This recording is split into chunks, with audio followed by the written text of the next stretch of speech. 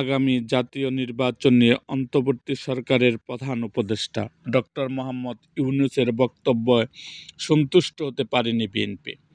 গত বুধবার রাতে অনুষ্ঠিত দলের নীতি নির্ধারণী পর্যস্ত স্থায়ী কমিটির সভায় এ বিষয়ে নেতারা হতাশা প্রকাশ করেছেন। তারা মনে করেন, রাজনৈতিক দলগুলোর পক্ষ থেকে এত তাগিদের পর প্রধান উপদেষ্টা শেষ পর্যন্ত নির্বাচন নিয়ে কথা বলেছেন, কিন্তু এই বিষয়ে তিনি রহস্য রেখে দিয়েছেন, যা বিএনপি সহ রাজনৈতিক দলগুলোর নানা সংশয় সন্দেহের উদ্রেক করেছে। এ বিষয়ে বৃহস্পতিবার সকালে গুলশানে দলের চেয়ারপারসনের কার্যালয়ে সংবাদ সম্মেলন করে প্রতিক্রিয়া জানিয়েছে বিএনপি।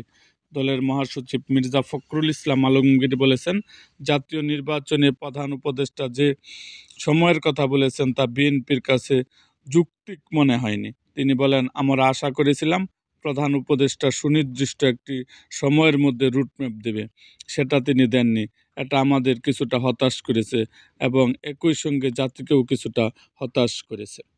এরকম আরও ভিডিও পেতে এবং রাজনৈতিক অঙ্গনের নানা ঘটনা ও ইতিহাস জানতে আমাদের মুক্তাগাছার ইতিহাস মিডিয়া ইউটিউব চ্যানেলটিকে সাবস্ক্রাইব করুন এবং পাশে থাকা বেল আইকনটি বাজিয়ে দিন।